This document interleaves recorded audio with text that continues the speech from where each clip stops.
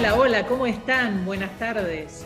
Todos los domingos, ustedes saben, tenemos un encuentro, la hora de tomarnos un café, ustedes de ese lado y nosotros de este lado, para charlar, para conversar, para compartir, para intercambiar información sobre inversiones, negocios, posibilidades de relocalizarse en otros países. Ustedes saben que nosotros nos hemos especializado en acompañar a nuestros clientes a la hora de tomar una decisión importante como es invertir o emigrar, tanto a Estados Unidos como a España. Así que por eso en cada emisión de cada domingo invitamos a alguien muy especial que pueda aportar información muy valiosa a todos nosotros. Y hoy vamos a tener a un querido colega, amigo, especialista, es arquitecto, es profesor, y seguramente muchos de ustedes ya lo conocen, Damián Tabacman, a quien le damos la bienvenida. Enseguida vamos a estar charlando con él, pero antes vamos a hablar del tema que anunciamos durante toda la semana, porque tenemos muchísimas consultas de mucha gente que quiere saber cómo hacer negocios en Estados Unidos. Y por eso creímos con Eduardo que merecía una nueva charla este tema, que es tan importante, porque es el primer paso, es el paso inicial para hacer cualquier actividad comercial en este país. Hola Eduardo, ¿cómo estás? Hola Mercedes, buenas tardes. Hola Damián. Hola a todos los que nos están escuchando y los que luego nos escuchan en la semana con la grabación de esta presentación que se difunde a través de nuestro canal de YouTube. Bueno, anunciábamos que íbamos a hablar de la estructura necesaria para alguien extranjero, un inversor, por ejemplo, que tiene ganas de poner un pie en Estados Unidos. Y siempre nosotros nos tomamos mucho tiempo y trabajo en explicarle a los clientes esto que es fundamental. Es como el primer paso, es la primera cosa que uno tiene que saber para no cometer errores. Así que Eduardo, te cedo la posta y comencemos a hablar de la LLC, por ejemplo. Mucha gente me dice, ¿qué es una LLC? ¿Qué significa esa sigla? Sí, Mercedes, sí, y en verdad, como estás diciendo, nos llevamos sorpresas, ¿no? En las semanas nos contactan, nos dicen, yo tengo una LLC, pero en realidad no sé para qué, o no tengo el libro corporativo, o no tengo las acciones, o qué tengo que hacer con ellas.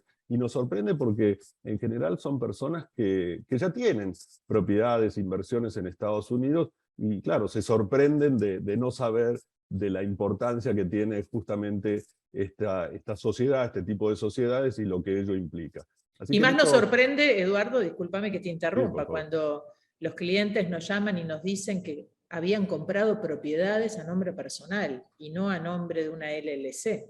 Bueno, tuvimos un caso hace unos días atrás de alguien que nos contactó por un problema grave, en definitiva, que es que su padre había comprado la propiedad a nombre personal, falleció y todo lo que ello significa y acarrea como consecuencia. Así que en estos primeros minutos y antes de comenzar con Damián, voy entonces a hacer una pequeña presentación en un PowerPoint de qué es lo que se necesita y por qué la importancia de tener una sociedad. Voy a mostrar un pequeño gráfico, simplemente son los pasos a seguir. Por ejemplo, si uno fuese a hacer negocios en Estados Unidos, tenemos uno similar que se refiere a si fuese a comprar una propiedad, pero en cualquiera de los dos casos, lo importante que vamos a resaltar hoy son los tres primeros pasos. La registración de la sociedad, la obtención del número tributario con el IRS y la apertura de una cuenta bancaria. Esos son los tres pasos que debería seguir toda aquella persona que va a llevar adelante una inversión en Estados Unidos, ya sea porque va a iniciar un negocio o porque va a comprar una propiedad. Así que hoy vamos a concentrarnos en esos tres primeros pasos: registración de la sociedad, obtención del número tributario y apertura de la cuenta de banco. ¿Cuáles son las características de una LLC que recién mencionabas, ¿no? ¿Qué significa además una LLC? Bueno, una LLC es lo que en ciertos países se conoce como una sociedad de responsabilidad limitada. LLC significa Limited Liability Corporation. Nosotros estamos muy acostumbrados a llevar adelante este registro de sociedades en el estado de Florida, y no porque tengamos una oficina en Florida, porque también la tenemos en Michigan, y sin embargo, mayormente no hacemos registraciones de sociedades en Michigan. ¿Por qué en Florida? Bueno, entre otros porque Florida es uno de los estados donde se registran mayor cantidad de sociedades en Estados Unidos, y eso es, entre otras cosas, porque es un estado muy amigable para ello, porque solamente tiene un impuesto federal, no tiene un impuesto del Estado, y concretamente, ¿por qué necesito tener una LLC? ¿O cómo hago para registrar una LLC?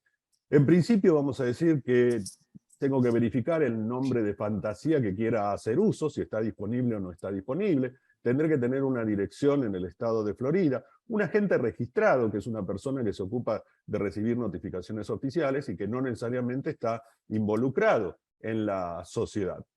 La sociedad tendrá que tener un manager, un gerente, que puede ser uno de los miembros o no. En el estado de Florida es una persona pública, y esto lo voy a recalcar. Es una persona pública significa que si alguien coloca el nombre de esa persona en internet, va a aparecer que tiene o es manager de una sociedad en Estados Unidos. No significa que siendo manager sea dueño de la sociedad, ¿sí? Pero si es dueño de la sociedad y no quiere estar expuesto, bueno, no debería ser manager de la sociedad. Los dueños de la LLC se llaman miembros, ¿sí? Lo que en una corporación, por ejemplo, serían accionistas, en una LLC se llaman miembros. Un dato importante, el objeto social es todo aquello no prohibido por la ley, con lo cual no tengo que determinar a qué se va a dedicar la LLC. Se dedica a todo lo que la ley no prohíba. Aquí hay un tema importante que muchas veces no lo tienen en cuenta los que tienen una LLC, y es poseer el libro corporativo. Ese libro, entre otras cosas, contiene las acciones o las participaciones societarias. Es lo que prueba, lo que muestra quién es el dueño de esa LLC, y en ese libro corporativo también está el sello seco, que en relieve indica la sociedad, el año de creación y demás. ¿Para qué sirve la LLC? Bueno, es una protección del patrimonio contra los acreedores que puedan tener los miembros. Está limitada por la ley, ¿no? o tiene una limitación en cuanto a la responsabilidad de los miembros. No hay limitación en la cantidad de miembros que puedan tener una LLC. Así que, dicho en el lenguaje de todos los días, puede tener la cantidad de socios que quiera. No se requiere llevar una contabilidad específica porque se hace una liquidación de impuestos a nombre de los miembros, de los propietarios. Es muy simple su constitución, lo mismo el mantenimiento, se disuelve muy fácilmente, entre otras cosas no renovándola en el momento que corresponde, eso se hace una vez al año dependiendo del estado en el que se registre, así será la fecha, y se transfiere endosando las acciones. Así que ese es el primer paso entonces, registro una sociedad, luego obtengo el número tributario con el IRS. El IRS es el Servicio de Impuestos Internos, es la agencia de recaudador impositiva en los Estados Unidos, y ese número que obtengo se llama EIN, es un número de identificación del empleador. EIN significa justamente Employer Identification Number, es el número con el que finalmente voy, por ejemplo, a presentar los impuestos de esa sociedad una vez al año.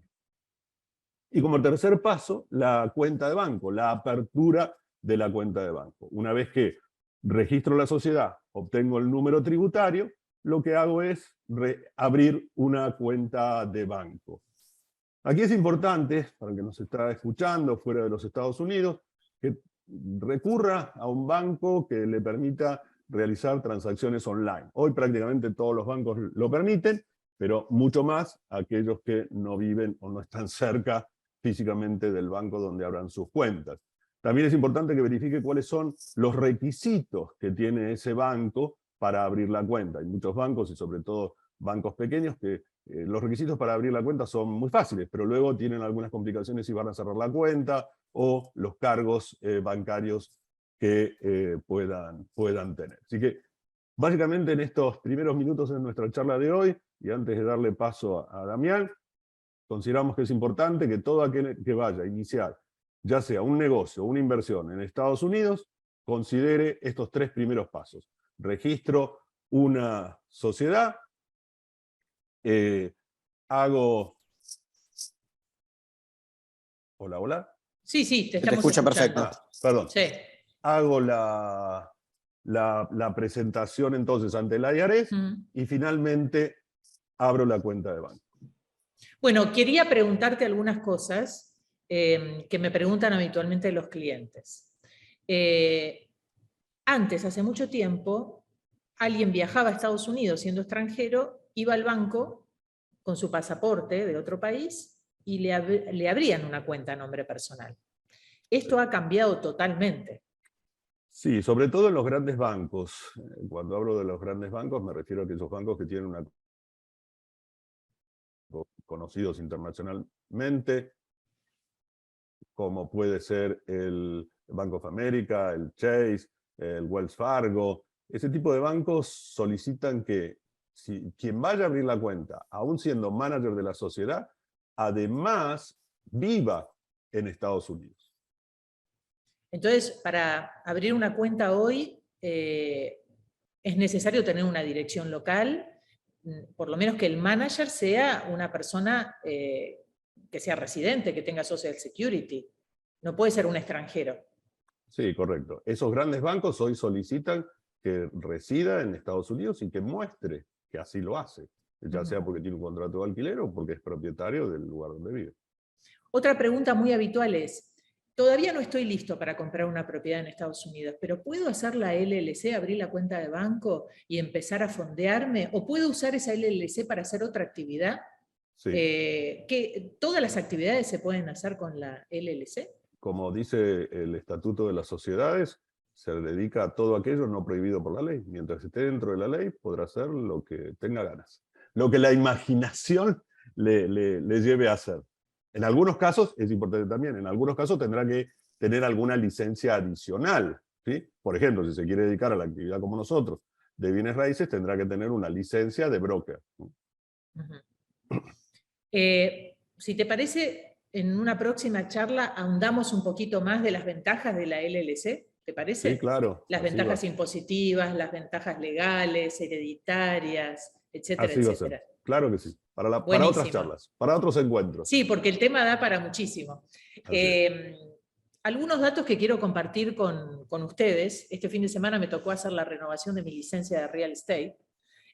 Ustedes saben que los que nos dedicamos a esta actividad tenemos que tener una licencia y renovarla cada 2 años. Y es una buena oportunidad para ponerse al día con la información, porque es una actividad tan cambiante, ¿no? Que uno siempre tiene que estar aprendiendo cosas y compartiendo información con los colegas. Y mirá qué dato interesante de la NAR, de la Asociación Nacional de Realtors de Estados Unidos. Dice que 52.000 millones fueron invertidos en el último año en propiedades por extranjeros. Qué dato, ¿no? Qué importante. El mercado, entonces, inversor extranjero. ¿Y sabés cuánto fue el porcentaje de Florida? No tengo ese dato. De los 52.000 millones de extranjeros, el 25% fue en Florida. Wow. De un país que tiene 50 estados. Exactamente. Por eso me pareció un dato muy interesante. Y de todos estos compradores, el 17% lo hizo cash, con dinero en efectivo, sin préstamo. Claro, directamente. Para tener también, en cuenta. Para tener en cuenta, ¿no? Para conocer un poquito de este mercado. En Estados Unidos, dentro de las ventas a residentes o a ciudadanos, el 35% fueron compradores primarios. ¿Qué quiere decir? Que de todos los compradores, un 35% compraron su primera vivienda en el último año. Bien. Y lo hicieron con préstamo. Y otro dato interesante en Florida, a tener en cuenta, es que ahora hay menos compradores que son familias y hubo muchos más compradores solteros, hombres solos o mujeres solas. Bien, esto está entonces vinculado con los millennials y cómo Florida está atrayendo a millennials por un lado y personas retiradas por otro. Exactamente. Bueno, por algo ahora a Miami le dicen el Silicon Beach, ¿no? Así es, Silicon También. Beach. Así que bueno, son datos, ¿no?, interesantes para analizar y para conocer este mercado cuando uno sobre todo está pensando en invertir, en comprar una propiedad y en saber a quién se la va a vender luego. Bueno, ahora si te parece, Eduardo, le damos la bienvenida a Damián, que ya lo tenemos con nosotros. ¿Cómo estás, Damián? Un gusto tenerte con nosotros. Vuelvo a presentarte para la gente que recién se conecta. Damián Tabacman es arquitecto, es profesor y también está a cargo de la asociación o cámara de desarrolladores de la TAM. A ver, corregime, Damián, si lo dije bien. Los dos nombres son válidos. En el caso de Argentina, Okay. Bueno, primero digo buenas tardes, ¿verdad? O sea, gracias Mercedes y muchas gracias Eduardo por esta oportunidad y por la convocatoria. Gracias, Sí, Damián. no, por favor. Y sí te cuento, efectivamente, yo presido la Cámara Empresarial de Desarrolladores Inmobiliarios de la Argentina, que se llama CEDU, y también presido una institución que se llama ADILATAM, que es la que agrupa a las cámaras empresariales de desarrolladores inmobiliarios de toda Latinoamérica. Así que estás con el día a día de todos los desarrollos, de todas las construcciones y de todos los proyectos, ¿no? Qué interesante, para que nos hagas un análisis, te diría país por país, si te parece, ¿no? Pero bueno, empecemos por Argentina y empecemos por Estados Unidos, y si querés después nos vamos para Europa y hablamos de España. Muy bien, y desde ya te agradezco esta oportunidad y además tengo, digamos, la experiencia de viajar muy frecuentemente, tanto a Estados Unidos, en particular a Miami, como a España. En el anteúltimo viaje a España de este año que fui, Eduardo nos acompañó, y lo que hacemos en general es llevar a grupos de empresarios o desarrolladores o inversores a explorar alternativas de inversión en esos mercados, así que también, además de los mercados latinoamericanos, tengo un conocimiento muy de primera mano, por lo menos además de Latinoamérica, como digo, de Miami y de España. Pero si querés empezamos por donde quieras. Empecemos por Miami, porque tanto se está agitando el fantasma de la recesión y de la burbuja inmobiliaria. Parece que estuviéramos en un escenario peor que el del 2008, y la verdad es que los que vivimos aquí no nos enteramos de todo eso todavía. Bueno, recién se está empezando a hablar de una muy suave recesión que podría comenzar en octubre y terminar en marzo del año que viene. Esto es lo que se está comentando así off the record por aquí, por la Florida, en este verano tan intenso en la ciudad de Miami. Pero, ¿vos creés que estos son comentarios también intencionados de fogonear en los medios mucho el fantasma de la recesión, de la burbuja inmobiliaria, del 800% de inflación en Estados Unidos, que aumentó, como dijo el presidente, ¿no? Sí, gracias. Claro, del 1% al 9%, claro, es un aumento. ¿Hay cierta intención para poder promocionar otros mercados? ¿Cómo lo analizas? Yo no creo que ese sea el móvil que lleva a la prensa a levantar ese tipo de noticias, porque además hay problemas en tantos lugares, digamos, así que no me suena que tenga ese enfoque. Bueno, vos estás muy vinculada históricamente a la prensa, así que o a la comunicación, así que a la hora de encontrar móviles que llevan a la prensa a comunicar tal o cual noticia, quizás puedas tener una opinión más fundada que la mía. Pero en cualquier caso, mi percepción es que a la prensa lo que le interesa es destacar noticias prensables, ¿verdad? Noticias que impacten, noticias que llamen la atención, noticias que generen la atención o, entre comillas, como suele decirse, que permitan vender más, ¿no? Pero no vender inmuebles, sino vender la noticia, ¿verdad? Claro, lo que significa el destacar algo que sea como destacable. Y efectivamente, si durante décadas la inflación fue virtualmente cero y hoy está muy lejos de ser cero, bueno, hay que reconocer que efectivamente subió mucho, ¿verdad? Si ese mucho representa muchísimo, mucho, o que no importa, quiero decir, en cualquier caso, es significativo el incremento, y me parece que eso da lugar a que sea una noticia, valga la redundancia, noticiable, ¿verdad? Y está bien que se destaque, y me parece que no hay razón para no hacerlo, y además me parece muy importante que cualquiera que tome una decisión de inversión tenga en cuenta este tipo de informaciones, ¿verdad? Ahora, también es imprescindible, desde una perspectiva más analítica, más profunda, más a conciencia, hacer un examen más detallado de ese tipo de informaciones que de repente alcanzan la tapa de los portales informativos más importantes, o de las radios, o de lo que fuera, ¿verdad? Y me parece que entonces sí es muy importante, y eso es un poco el rol que a nosotros tres como mínimo nos toca en espacios como este, procurar entender este tipo de anuncios o de noticias en su verdadera entidad, ¿verdad? Y lo que esto de verdad significa a la hora de invertir en bienes raíces, ¿no? Lo que sí hemos notado, Eduardo, y quiero que vos me des tu visión sobre esto, es que los precios no han seguido subiendo con esta intensidad alocada que veníamos sintiendo en los últimos meses, ¿no? Como que se empezaron a acomodar un poquito, y la locura desenfrenada de este mercado hipercaliente está como calmándose un poco. Sí, se estabilizaron. Creo que aquí en la época de pandemia o al final de la pandemia hubo una especie de desesperación, ¿no? Gente de otras partes de Florida, de otros estados, de grandes ciudades como Nueva York, llegaron a Miami, a los alrededores y en general a Florida Central y Florida del Sur a comprar a precios superiores, o sea, pagando por encima de lo que se estaba solicitando. Eso se vivió, pero bueno, tampoco era algo para que se sostenga durante mucho tiempo. Damián, en todos los proyectos que conoces aquí en la Florida, en Miami, que seguramente en tus viajes los recorres y estás en contacto con quienes los llevan adelante, ¿cómo ves el panorama? Porque últimamente prácticamente no había inventario. Los que nos dedicamos a vender propiedades no teníamos muchas unidades para ofrecer, y las pocas que había se vendían muy rápido. ¿Cómo ves este desarrollo inmobiliario acá en Miami, pensando de acá a 2 años, ¿no?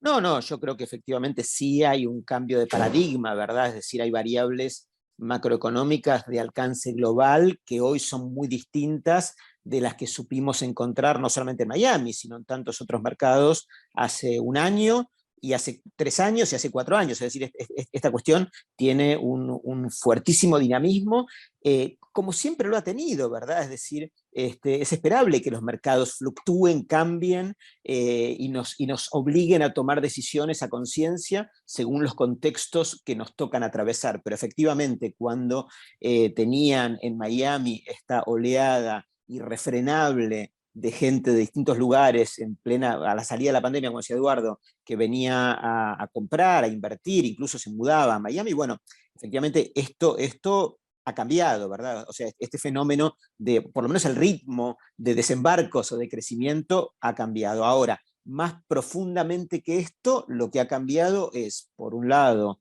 este fenómeno de la reaparición de niveles inflacionarios muy fuertes, que no estuvieron durante tantos años, y que son un cambio de paradigma macroeconómico muy importante, con muchas consecuencias, y ahora si querés las podemos analizar, por un lado, y por otro lado las medidas que naturalmente los gobiernos están tomando respecto de este fenómeno que tan enojoso resulta para todo el mundo. Es decir, para nadie es simpático ni agradable que la inflación sea la que es, y que los costos de vida suban permanentemente, con lo cual los gobiernos encuentran el reclamo de las sociedades de tomar cartas en el asunto, y efectivamente lo están haciendo con las herramientas que están a su alcance, pero que empiezan por la más obvia y de impacto más inmediato, que es el incremento de la tasa de interés. Y ambas cosas tienen consecuencias directas sobre la dinámica de funcionamiento y de operación del mercado inmobiliario, ¿verdad? Es decir, que el costo del endeudamiento se encarezca, naturalmente retrae la capacidad de compra de muchísima gente, porque el costo de pagar las cuotas se vuelve más alto, y vaya uno a saber si los ingresos acompañan esta circunstancia de la gente, con lo cual, o de las empresas, con lo cual naturalmente esto debería o debe tener el impacto que vos estás mencionando, pero que al mismo tiempo es el efecto que está buscando quien toma estas medidas, que es que el incremento de valores y la presión de la demanda que venía habiendo efectivamente empiece como mínimo a morigerarse. Y por otro lado, tenemos el efecto que siempre la inflación genera en la toma de decisiones de inversión en general, y en particular en la toma de decisiones de todos aquellos que tienen disponibilidad de liquidez de alguna manera, y es resguardar la liquidez en alguna cosa que no pierda su valor de manera progresiva, sistemática y acelerada, como es la moneda, de cara al efecto inflacionario, respecto de lo cual en Argentina somos expertos, ¿verdad? Entonces, no somos ejemplo de nada, pero somos expertos al menos en esto, y lo llevamos en la piel y tenemos como una hipersensibilidad al respecto. Si querés después profundizamos en eso, pero más allá de esta cuestión, lo cierto es que cuando la inflación se acelera, lo que los seres humanos usualmente hacen es escapar de los activos financieros hacia activos reales en general, que permitan defenderse de la pérdida de poder adquisitivo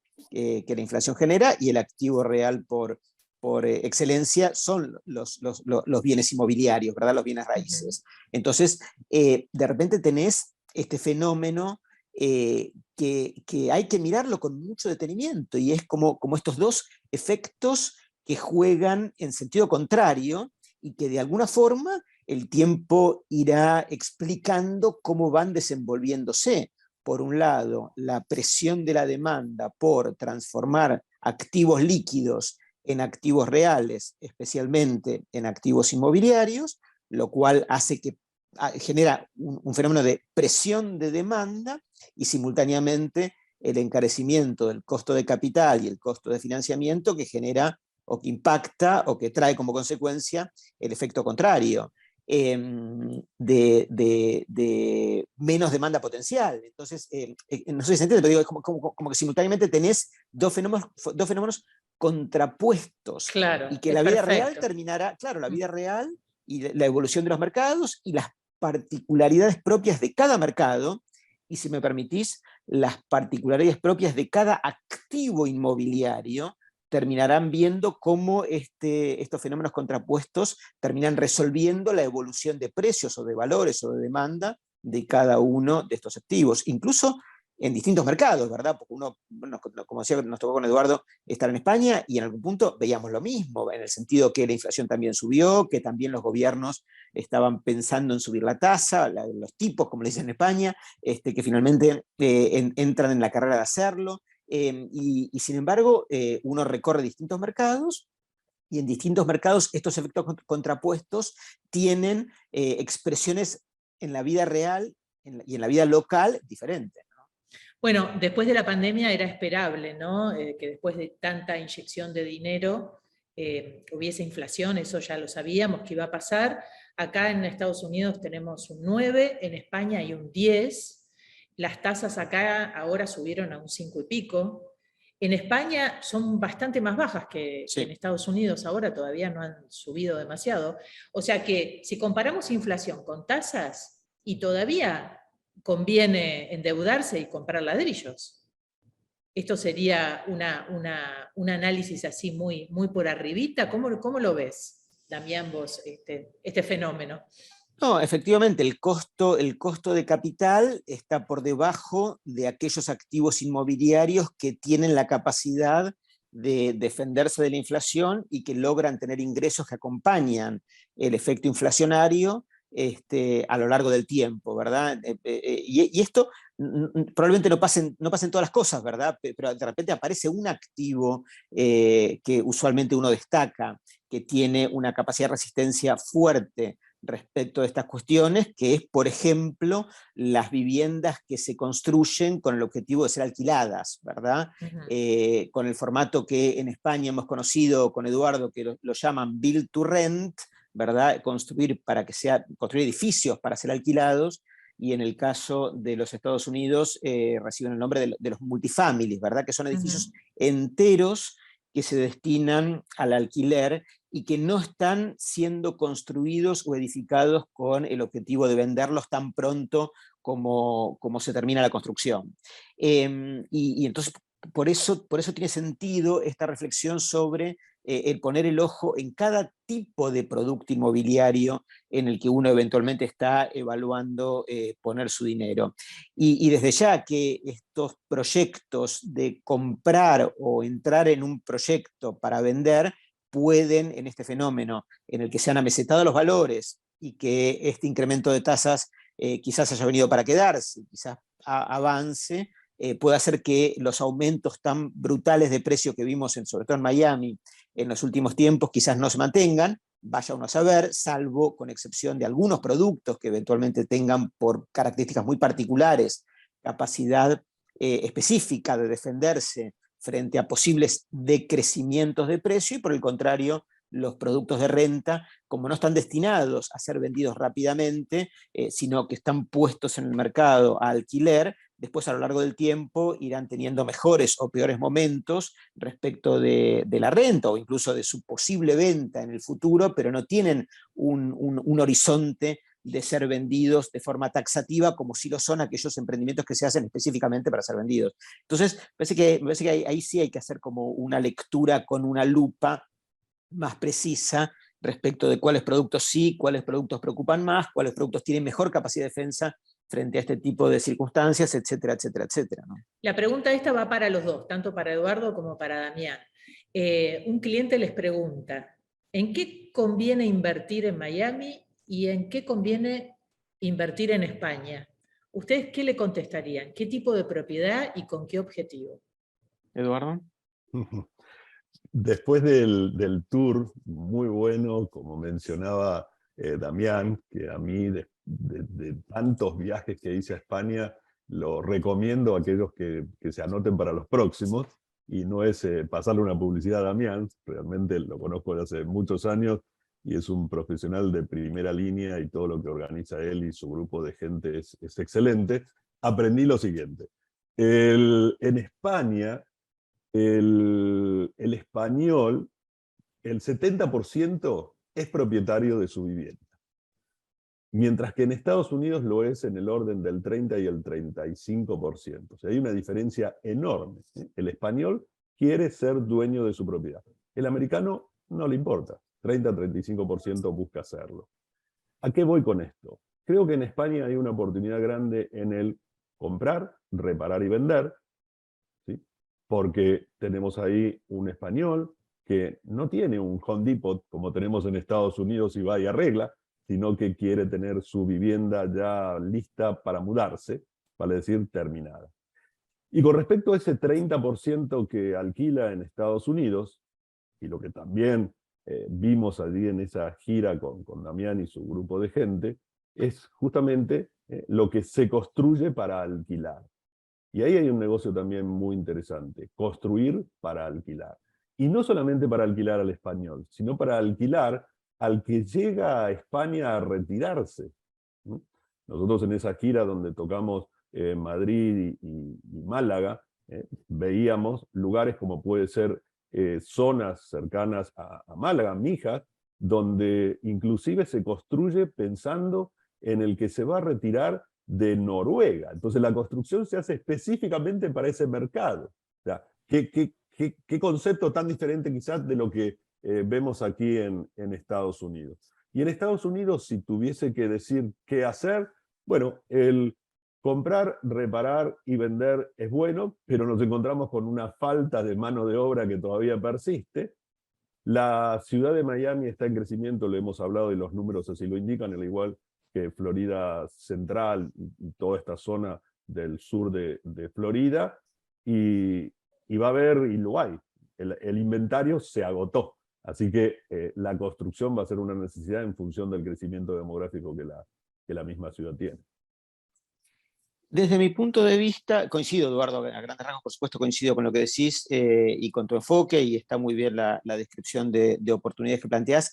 En términos generales, a mí me parece que todos aquellos productos que uno hoy construya para ser vendidos en el corto plazo arrastran una cuota de riesgo que hoy hay que mirar con mucho detenimiento. Es decir, hay muchas variables que vuelven complejo el negocio de comprar un terreno, construir un edificio y vender los departamentos. Entre otras, el incremento de la inflación, el incremento de los costos de construcción, respecto de los cuales es difícil hacer previsiones. Efectivamente, la inflación, como decíamos hace un rato, en Estados Unidos está por abajo del 10%, pero los incrementos de costos que sectorialmente hemos estado viendo en la construcción han estado muy por arriba de esos valores, significativamente por arriba de esos valores, en muchos casos emergentes de la guerra, emergentes de los coletazos de la pandemia en el lejano oriente, o lo que fuera, y vaya uno a saber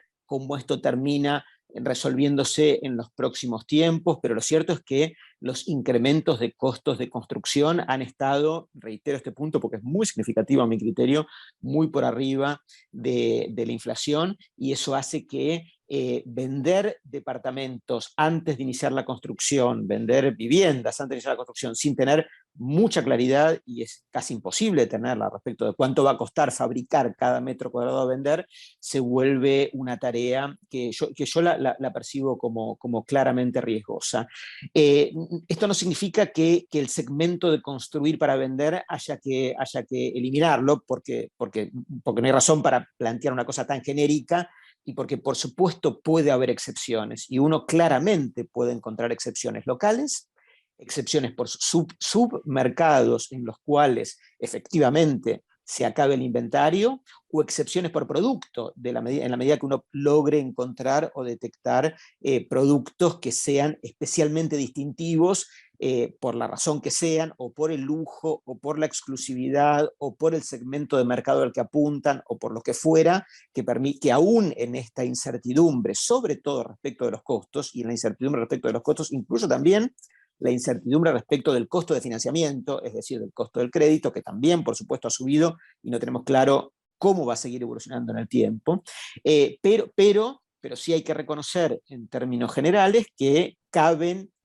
encontrar, si uno es un buscador experto, de la mano de alguien como ustedes, ¿verdad? Mercedes o Eduardo, que conocen el mercado local de Miami probablemente como nadie, uno por supuesto puede encontrar aquellos casos que como excepciones confirman la regla general, por llamarlo de alguna manera, ¿verdad? Es decir, que de vuelta, por segmentos de mercado, por nichos, o por lugares, o por lo que fuera, son productos en los cuales efectivamente igual vale la pena poner el ojo. Pero en términos generales, yo debo decir que hoy comprar un terreno y construir para vender departamentos lo percibo como una experiencia que tiene como desarrollador, ¿verdad? Como desde esta perspectiva, una cuota de incertidumbre difícil de mensurar. Por el contrario, Mercedes, por el contrario, insisto con los productos de renta, ¿verdad? Los productos de renta en general, que son aquellos productos que uno pone en el mercado en la expectativa de generarse una renta de la naturaleza que sea, una renta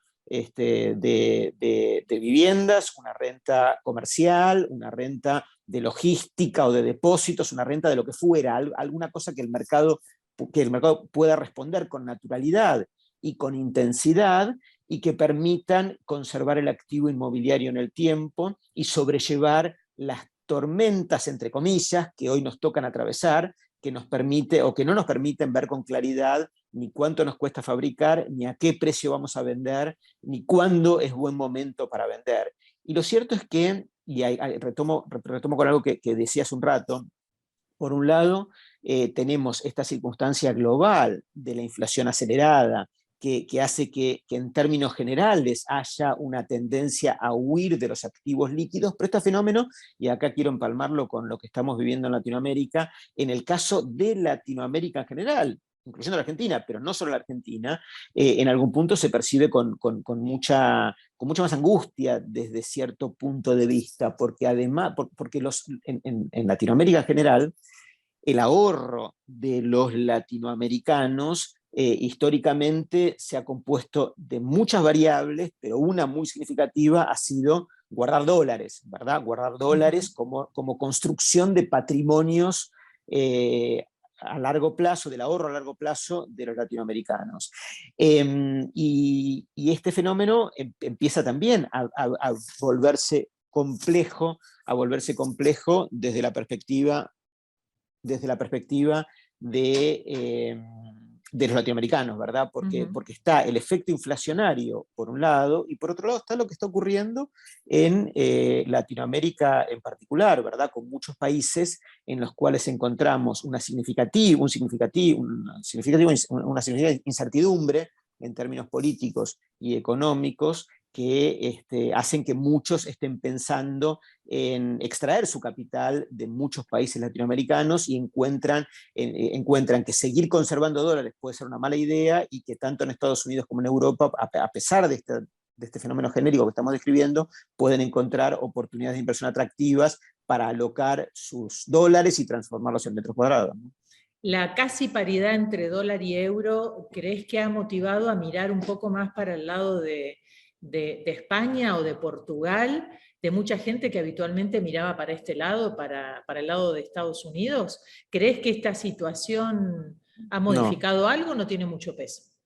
No, creo que está bien el análisis teórico o conceptual. Efectivamente, algo podría haber al respecto y podría ser parte del análisis, pero en Latinoamérica hay una tendencia muy marcada, histórica, a buscar en Miami y en el sur de la Florida en general una oportunidad de inversión, que esta cuestión de la paridad, quizás tengo la sensación que no mueve tanto el amperímetro a la hora de tomar decisiones. No debemos olvidarnos que una inversión inmobiliaria es algo en lo cual uno como inversor repara a medida que, o a partir de un conocimiento bastante específico de aquello en lo que está invirtiendo, ¿verdad?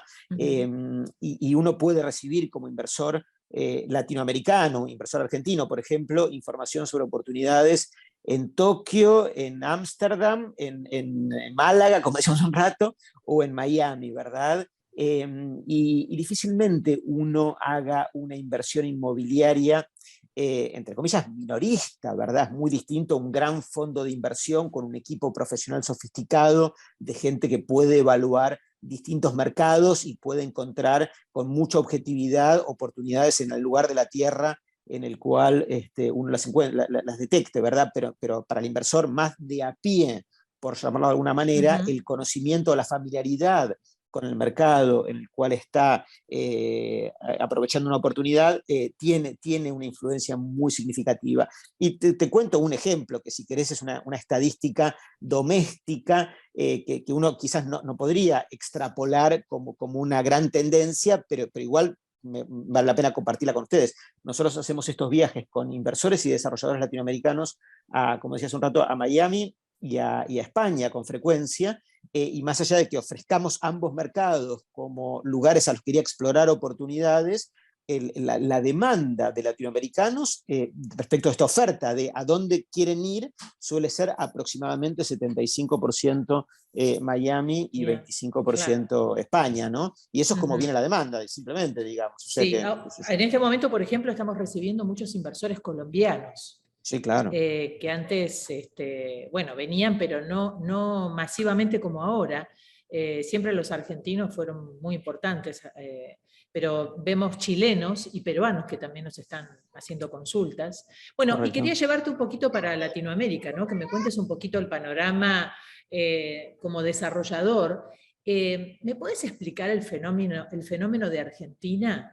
Que a pesar de los vaivenes económicos y políticos, con un dólar que un día se dispara y otro día se calma, muy ciclotímico, muy bipolar, hay gente que le sigue apostando a la construcción en Argentina y le va bien.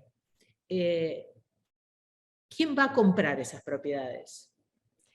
Hay gente que sigue apostando por la inversión inmobiliaria en Argentina y le va bien, a los efectos empezando por mí en esta charla, ¿verdad? O sea, claro. Es parte de mi propia actividad profesional cotidiana, ¿verdad? Apostar primordialmente por este mercado, ¿no es cierto?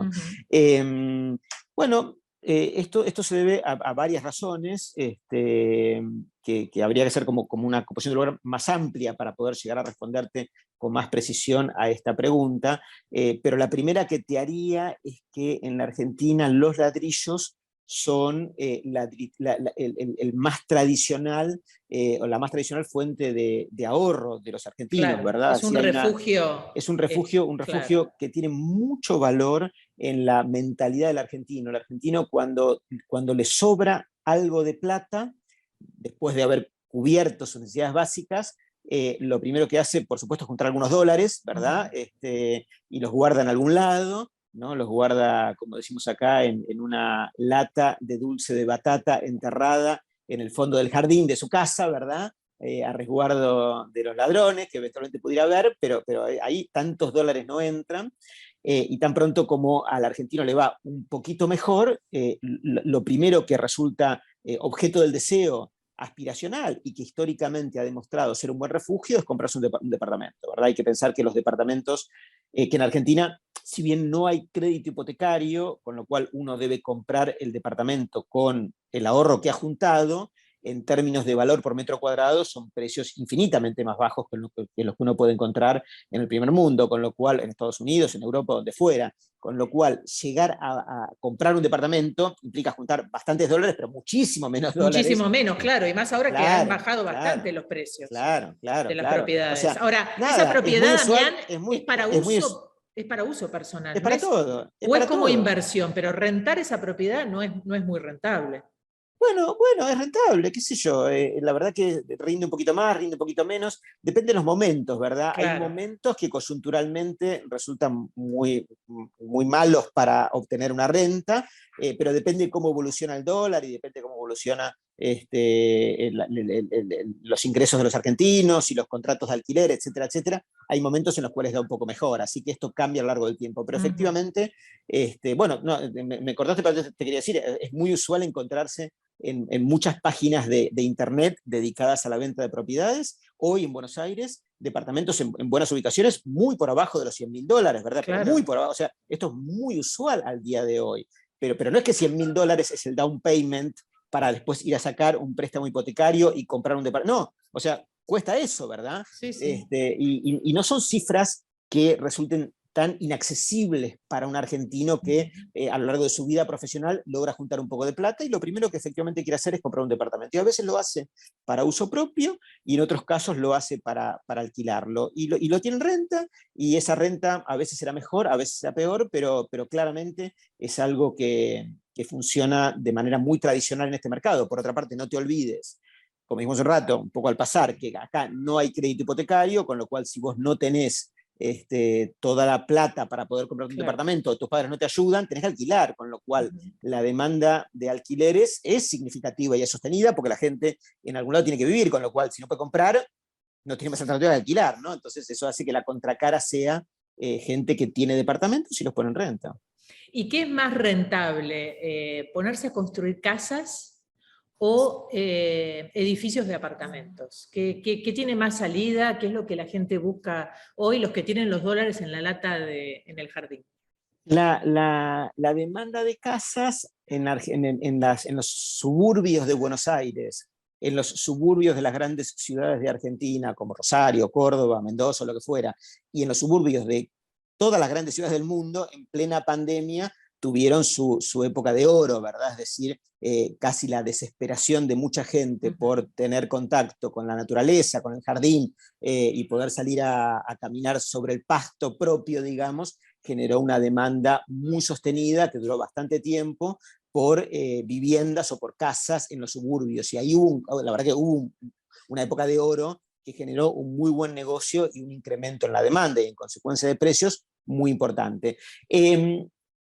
No todas las grandes ciudades del mundo están preparadas para tener mucha gente viviendo en la periferia, sobre todo cuando la gran infraestructura laboral, educativa y de salud sigue estando en los centros urbanos, y el caso, por ejemplo, de Buenos Aires, que sí conozco más por el día a día, vivir en las afueras y depender del centro de Buenos Aires para ir y volver diariamente, genera una tortura en materia de congestionamiento de tránsito imposible de sobrellevar, y esto no solamente pasa en Buenos Aires, sino en tantas otras ciudades, ha generado una cierta desaceleración de este fenómeno y una cierta vuelta a los centros urbanos. Y los centros urbanos han sido en los últimos siglos el lugar al que los seres humanos quieren ir o aspiran a ir, y genera una infraestructura inmobiliaria que tiene mucha demanda, y una demanda muy sostenida a lo largo del tiempo, con lo cual la verdad es que me parece que, frente a tu pregunta,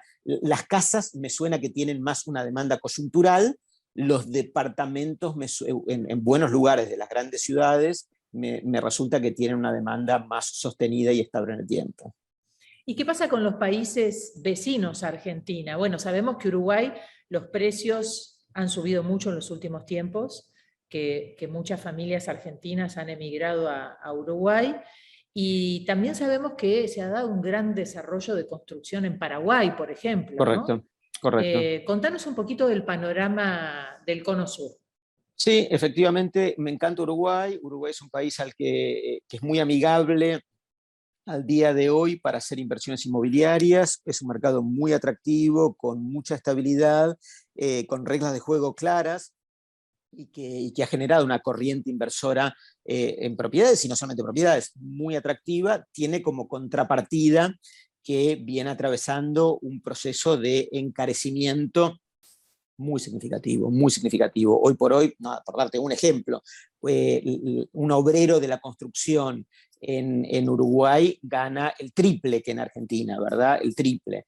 Y esto después se expande al resto de las cuestiones. De hecho, el metro cuadrado, el costo de invertir en metros cuadrados en Uruguay está carísimo, con lo cual son cosas que hay que mirar, ¿no? O sea, uno como inversor muchas veces privilegia la seguridad jurídica, que Uruguay la tiene, la estabilidad política, que Uruguay la tiene, un mercado y un gobierno amigable con el inversor, que Uruguay hoy por hoy la tiene, pero también uno mira la variable precio, que en términos de renta es atractivo, porque los alquileres generan, respecto de la inversión que uno eventualmente haga, una renta interesante, pero está entrando en un momento en el que los precios, comparados con otros lugares de Latinoamérica, se muestran o se presentan como muy caros.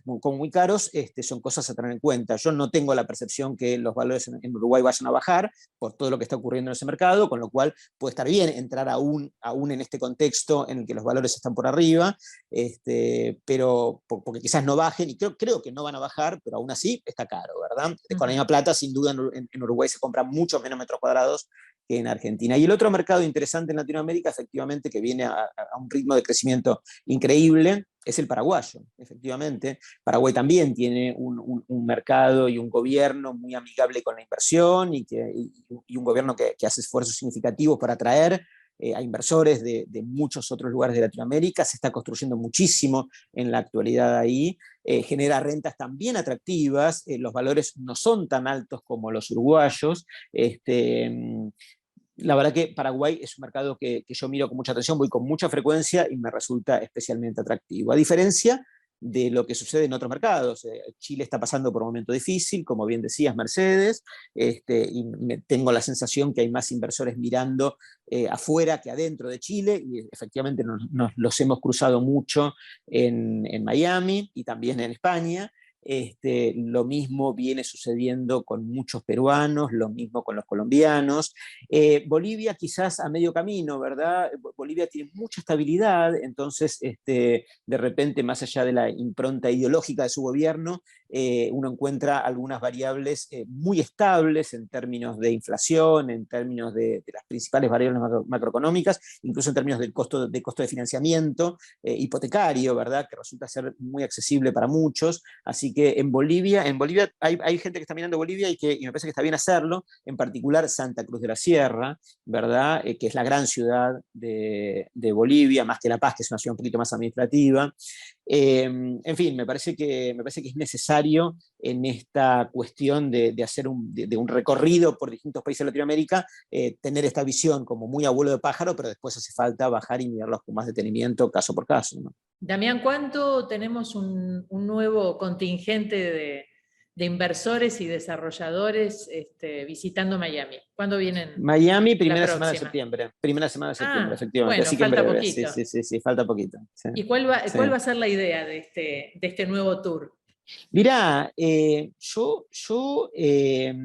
bueno, espérate, no sé si terminé de hablarte de Argentina, ¿verdad? Que si querés lo dejamos un poquito para el final, pero si querés, Sí. porque hice alguna reflexión sobre Argentina un poco genérica en Ujú. respuesta a tu pregunta, pero por ahí no profundicé lo suficiente. Pero volviendo a responder tu pregunta en relación a Miami, mirá, nosotros hacemos viajes que yo los llamo viajes de estudio, ¿verdad?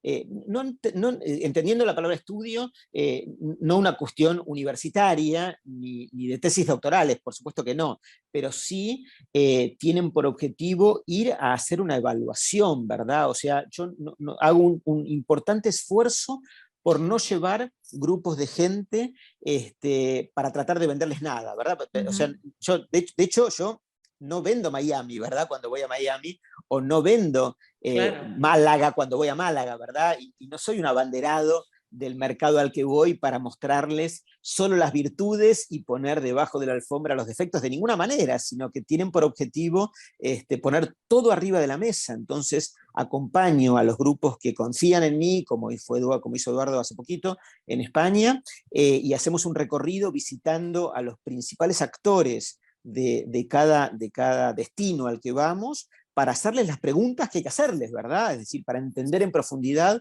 qué es lo que está ocurriendo, entender todas las oportunidades que eventualmente pueden aparecer, pero también todas las amenazas que eventualmente uno debe tener en consideración a la hora de hacer una inversión en otro mercado. Así que siempre estos viajes tienen esta agenda, ¿verdad? La agenda de examinar en profundidad los mercados, y en casi ningún caso voy acompañado por inversores minoristas, sino que mayoritariamente me acompañan inversores importantes y desarrolladores importantes que vienen con un bagaje intelectual y una experiencia también significativa, y que tienen por objetivo entender, si es que se van a meter, en qué se están metiendo, y conocer sus distintos riesgos, sus distintas variables, la evolución futura que los líderes están mirando al respecto, etcétera, etcétera, etcétera, ¿no? Con lo cual los llamo viajes de estudio en este sentido, y que no tienen jamás el objetivo, como digo y resalto, y para mí es importante, el objetivo de vender, ¿verdad? O sea, no voy a vender nada, voy a exponer y a mostrar a gente que sabe de lo que está hablando cómo funciona en profundidad cada mercado. Y como participante de este viaje a España que mencionabas, Damián, en verdad es de estudio y de una experiencia sumamente valiosa, inclusive para alguien que lleva recorriendo el mercado español desde hace muchos años. El haber encontrado en esas reuniones la oportunidad de reunirse con primera línea, como estás diciendo, y de la forma como ellos se acercan a todos los que participamos en los eventos, es realmente admirable el trabajo que hacen. Muy bien. Gracias, gracias. Bueno, en septiembre nos vemos, ¿eh? Nos vemos En septiembre prontito. nos vemos, y si querés déjame entonces que te Sí, haga una última reflexión sobre sí, Argentina, ¿verdad? cómo no. Eh, uno cuando hace inversiones inmobiliarias mira una cantidad de variables y una cantidad de cuestiones que pone, como decimos, en la coctelera a la hora de sacar alguna conclusión. Y una cuestión muy importante a tener en cuenta es el entendimiento de la lectura de los ciclos de mercado, ¿verdad? Es muy importante en las inversiones inmobiliarias, cuando uno va a comprar, en los desarrollos, cuando uno va a comprar un terreno, cuál es el terreno y dónde está ubicado y cuánto vale y cuánto va a costar la construcción y a qué precio va a vender, ¿verdad? Eso es muy importante. Pero además de eso, a veces es más importante aún, y me toca a mí enseñarlo mucho en la universidad cuando doy clases, la lectura y el entendimiento de los ciclos de mercado, ¿verdad? Y los ciclos de mercado son pronunciados en todas partes del mundo. En Latinoamérica son un poquito más pronunciados, y en Argentina son muy pronunciados, ¿verdad? La Argentina es especialmente cíclica, ¿verdad?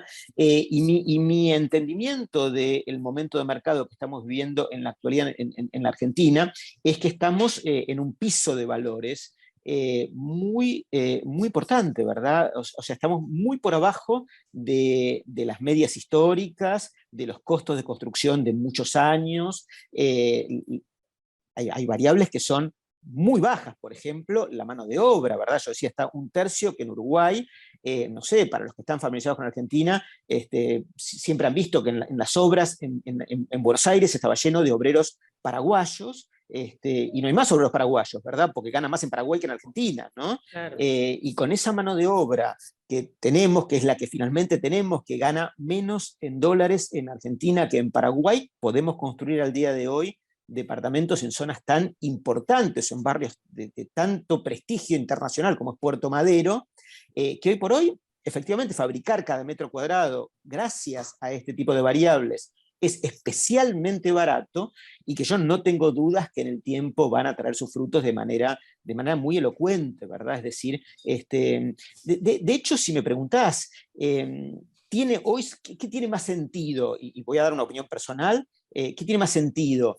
Entrar en Miami, que venimos de muchos años de incremento de valores, de muchos años, no sé, pero de 2 o 3 años, digamos, de muy fuerte incremento de valores, y estamos no sé, muy por arriba del 2008, y no sé si en su techo histórico, digo, pero, o entrar en Buenos Aires, que estás en su piso histórico. Bueno, es verdad, muchos dirán en Buenos Aires, tenés las preguntas que vos, Mercedes, mencionabas, ¿verdad? ¿Quién me va a comprar? La Argentina quizás no se recupera nunca, la Argentina quizás va camino derecho, la Argentina Sí. quizás va camino derecho indefectible a convertirse en Cuba, ¿verdad? Y entonces aquello en lo que uno invierta hoy nunca va a recuperar valor, y es una lectura lícita, respetable, que alguno podrá tener. Definitivamente no es la mía, ¿verdad? O sea, yo no tengo para nada la percepción, de ninguna manera, que la Argentina vaya camino a convertirse en Cuba, ni nada parecido, sino que responde a esta lógica que siempre ha tenido a lo largo de tantas décadas, que es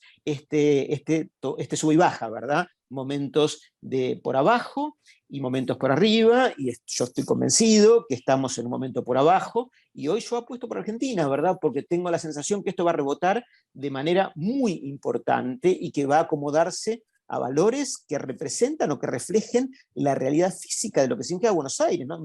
Quizás no tantos de los que escuchan este programa conocen Buenos Aires, pero aquellos que conocen Buenos Aires, bueno, cuando digo Puerto Madero, pueden imaginarse o pueden haber estado en Puerto Madero, ¿verdad? Puerto Madero es primer mundo de verdad, y digo Puerto Madero como bien podría decir La Recoleta, o tantos otros lugares de Buenos Aires tan destacados que ustedes sí conocen, Eduardo y Mercedes, y que me parece que hoy uno puede fabricar metros cuadrados en esos lugares a un costo de fabricación, terreno, más obra, más materiales, etcétera, etcétera, inéditamente bajo, y que en poco tiempo van a traer sus frutos. Por supuesto que no te podría responder cuándo eso va a ser, ¿no? Si vos me preguntaras, bueno, ¿y cuándo? ¿Va a ser el año que viene? ¿Dentro de 2 años? ¿Cuando termine el gobierno actual y venga? No tengo ni idea. O sea, eso sí es la bola de cristal.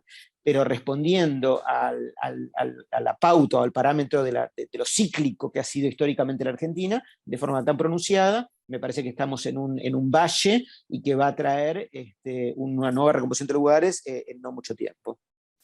Sí, siempre el inversor se deja también llevar por la confianza que le da un lugar donde invertir, ¿no? Correcto. Con Eduardo siempre hablamos de esto, y bueno, como inversores siempre se corren riesgos, ¿verdad, Eduardo? Y a veces uno no puede prever, como dijiste vos, con la bola de cristal, lo que puede pasar en un lugar, ¿no, Eduardo? Eso muchas veces lo charlamos con los clientes. Sí, y hay un punto que menciona Damián, que nosotros también hacemos uso de él en muchas de nuestras presentaciones, y tiene que ver con los ciclos de la economía.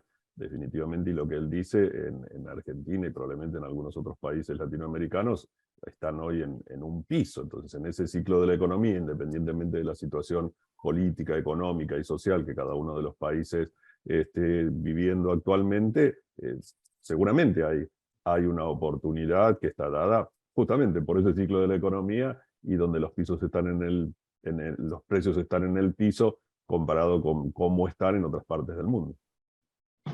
Son las 6 de la tarde, lamentablemente tenemos se nos ha pasado el tiempo. Que despedirnos, se nos ha pasado esta hora volando, nos encantó compartirla con Damián, que nos dio un panorama de todo el mundo, de inversiones, de desarrollos, de negocios, inmobiliarios, así que te agradecemos muchísimo por haber compartido este momento con nosotros. Gracias, no, muchas gracias, y sobre todo quiero destacar no solamente lo que hacen, que es espectacular y que lo respeto y lo valoro desde hace muchos años, sino muy en particular quiero destacar el profesionalismo con el cual lo hacen, ¿verdad? Me consta que, bueno, por supuesto el conocimiento que tienen ustedes de Miami está fuera de discusión, pero me consta este proceso que está haciendo Eduardo, porque lo sigo de cerca, ¿verdad? O sea, bueno, está para empezar a trabajar a full en España, y en la inversión de tiempo, de dedicación, de análisis que le está poniendo a ese proceso, la verdad que me hace llevarlo a admirarlo, a admirarte y a respetarte mucho, porque me parece que demuestra y acredita que el ADN del cómo hacer las cosas es sobre todo el profesionalismo. Así que eso la verdad que está buenísimo. Gracias, felicitaciones, Damián. está buenísimo. Gracias, Damián. Formamos un buen equipo para llevar todo esto adelante. Venimos trabajando desde hace muchos años con Mercedes en el destino España. Ustedes han sido un final clave en este lanzamiento y en el viaje que yo realicé junto a tu equipo y a ti mismo. Así que gracias nuevamente y te vamos a tener que convocar para otro domingo, ¿No? porque nos han quedado ¿No? cantidad de preguntas, nos hemos excedido en el tiempo y aquí siguen todavía presentes los que hoy se han inscrito, y te cuento, Damián, que luego esto se saca por YouTube y ahí se incrementa notablemente la cantidad de audiencia que tenemos. Así que, una excelente, vez más, bueno. Gracias y nos vemos por aquí pronto. Gracias. Saludos, gracias, buen domingo, Adiós. chao. Gracias a todos.